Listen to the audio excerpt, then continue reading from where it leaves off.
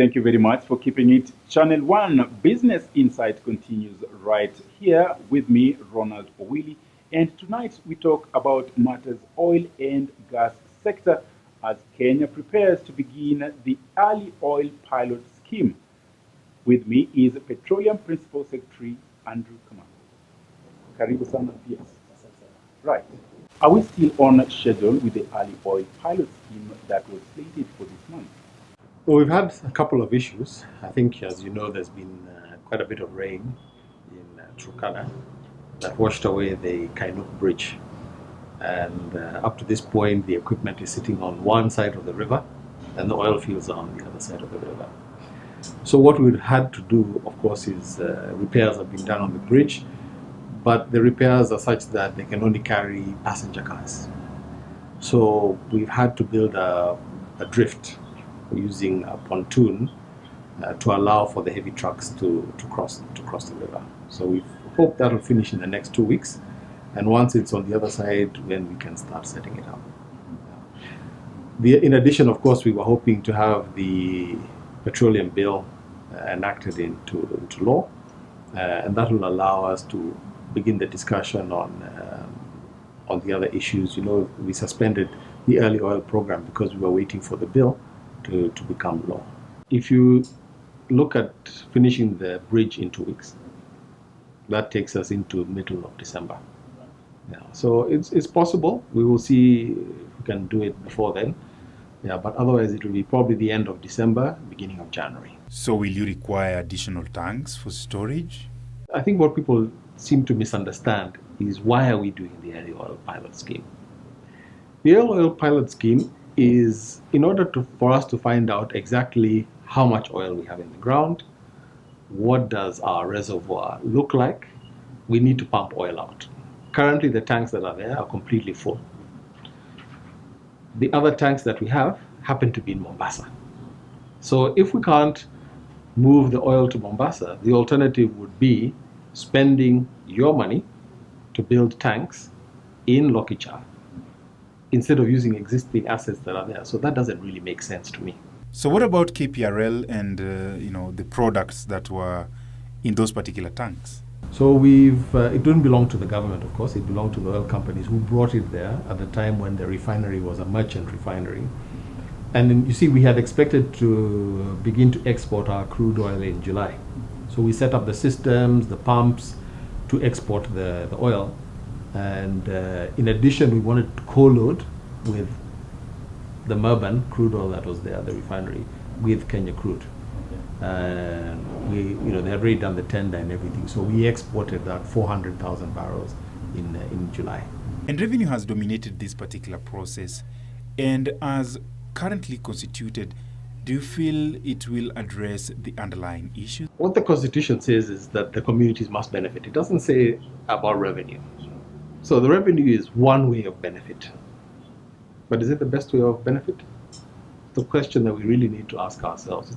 It's one model, but is it a sustainable model? I'll give you an example. If you look at oil-producing countries, there are people who've been producing. For example, let me give you the example of Alaska. When they started producing, they were producing 2 million barrels per day. Today they're producing 500,000 barrels per day. In the 40 years that they've been producing, they've seen everything, oil prices from $20 to $10 to $100 to $40. You can't work on income like that. It doesn't work. It brings problems. So what many countries in the world have been doing now is moving away from the revenue model to a services model, where Mwananchi themselves benefit directly through providing skills, providing enterprise, where they're operating on services.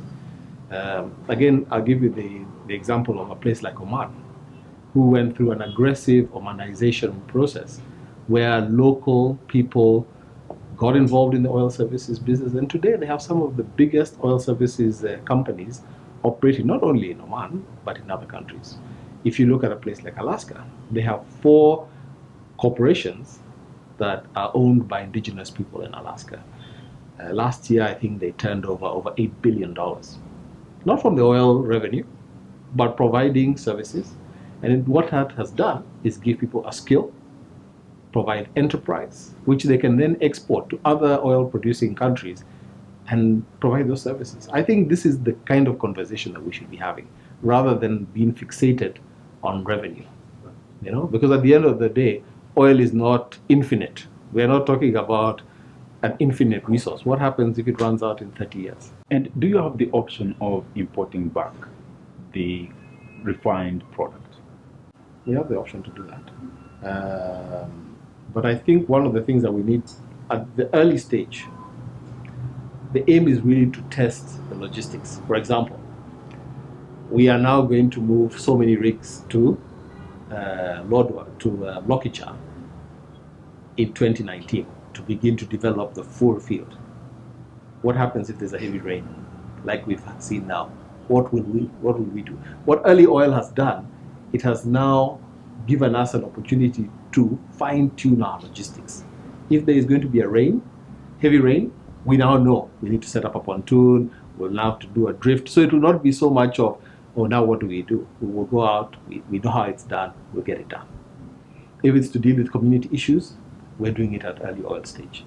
If it's to sell crude oil, perhaps we will have to take a discount because nobody knows Kenya crude at the refinery. It's better to take the discount at 2,000 barrels per day than at 100,000 barrels a day. What that means is, if my discount is $6 at 2,000 barrels per day, that's $12,000 every day. If it's 100,000 barrels per day, it's $600,000 I'm losing every single day until people get to know my crude. So these are the prudent things that we would like to do. And 2 years ago, when the oil prices began to slump, we saw some cutbacks in the industry. Any renewed interest in the Kenyan market? But we've had quite a bit of interest. There are some companies that are thinking of drilling offshore Kenya next year, and I think we have 2 more wells being drilled onshore, but at the coast. So this is in addition to any appraisal wells that will be done in Turkana. So we're trying to open other basins in Kenya, mainly at the coast, and see what kind of quality oil or gas that we get on that side. On the gas side, there are 2 things. The one thing we don't want is to discover gas and then we have no work for it, we have no use for it. So as a ministry, we've decided to develop a gas market for Kenya. Because as you know, but when you drill the well and you find the commodity, whether it's oil or it's gas, it takes about 4 to 6 years to bring it into production. There's quite a bit of work that needs to be done. But once we've done that, because if we know that's going to happen, what are we doing about it? So we've decided to develop a gas market. And one of the things that we want to do is maybe gas-fired power plants. I know that there are people studying maybe putting up a small plant in Lamu, but we have to develop the gas market. It'll lower prices for electricity. It will help boost industry. So we're looking forward to that. That at least we can use locally, because it's not like crude oil, where crude oil is refinery specific. You need to process it at a refinery built for that crude oil. Gas, we can put it straight into a power plant. Much of the activity has been going on, in the northern part of the country. I don't know whether there are any other regions that you are currently conducting any exploration activities. So we finished shooting the seismic around Lake Victoria. Now it's processing. National Oil have also finished shooting seismic in Block 14T, which is in the Lake Magadi area. And we've had quite a bit of interest in south of Mombasa, shallow offshore and onshore. Pate Island, I think they're planning to drill a well in the next couple of weeks in Lamu, in Pate Island. And we have other prospects in the offshore. But some time back, you lamented about capacity in this particular industry. I don't know how far you've gone in terms of addressing this. I think where our problem is at the artisan level. So technical, vocational skills. So welders, pipe fitters, electricians, people who do instrumentation and control, and plant operators. So earth moving equipment, cranes, that sort of thing. In fact, what we did about 2 years ago is that we undertook a skills gap analysis, because it's one thing to speculate. This is what's not there. There are no auto mechanics. How do you know? So we went out into the market, spoke to the oil companies. How many people would you need? Then we went out into the market and said, how many are there? At what level of training are there? And we discovered on the upstream, midstream, and really on the upstream and the midstream. At this stage, I think downstream is very well taken care of. People who service pumps at petrol stations, it's well known. It's a well established business. I think upstream is new. So far, we've only had one pipeline, which has 2 welders. We will need maybe 500 welders. In fact, if you look at the current pipeline we're building from Mombasa to Nairobi, we had to import pipe coaters from Nigeria. Yeah, it's the people aren't there. So we did a skills gap analysis, and we found that there were 4 areas that we needed to really beef up. But we also found out from the industry that the students coming out, yes, they have the papers, but they don't have the requisite experience. So we said, okay, fine. Let's find out how we can link industry with academia.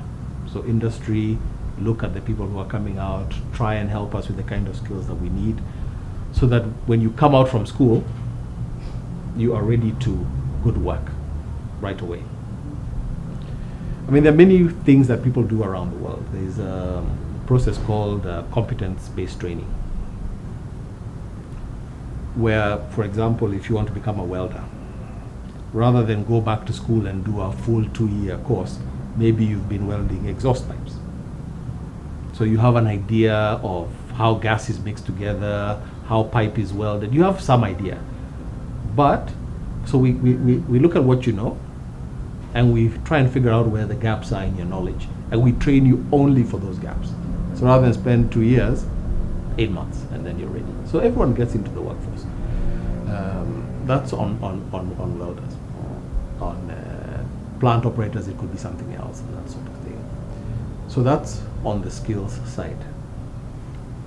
On the enterprise side, we are now with the Ministry of Industrialization setting up a program to educate Kenyans on what the opportunities are in oil and gas, because it's a new business. Perhaps you wouldn't know what they are sitting in Nairobi or sitting in Lodwar, but you would like to get into this business. So we're trying to have a program where we begin to educate people, and then they decide whether they really want to get in this industry. But at least you have the knowledge of what the enterprise will be. So hopefully we can start that in the new year and bring new skills and of entrepreneurs, because government cannot produce entrepreneurs. The entrepreneurs are out there. We just need to give them the knowledge for them to come on board. And what is the status of the heated oil pipeline from Lokichar to Lamu? Signed the joint development agreement between the government and the oil companies. We have issued out the RFP, the request for proposals, for the environmental social impact assessment. We are working closely with the Lapsit corridor, because they've also done quite a bit of work, to see how we can shortcut the process, because they've done quite a bit of work. So they'll start land acquisition on that. Hopefully, towards the end of this month, we will also issue the request for proposals for the front-end engineering and design, which is not really a critical path issue. The environmental part is a critical path issue. That's what takes the longest. And once that's done, then we will go for the construction. In the meantime, of course, we will speak to financiers. From next month, we will start talking to financiers who have, quite a few of them have expressed interest in funding this pipeline. So we begin to talk to them now, so that at the end of 2018, we've reached an agreement with one of them or more, so that when we start construction, At the same time, we have the money lined up. Rather than doing things sequentially, we can actually do these things at the same time.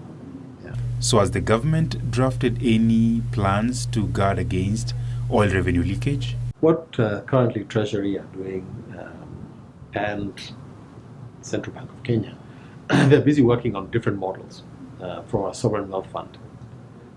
So I think once we get the model right, we'll put all those systems in place and set up that fund, which, you know, it will be quite transparent. Yeah. Is that likely to be included, amended, if the bill comes? I think that's a different bill that will govern how the sovereign wealth fund works.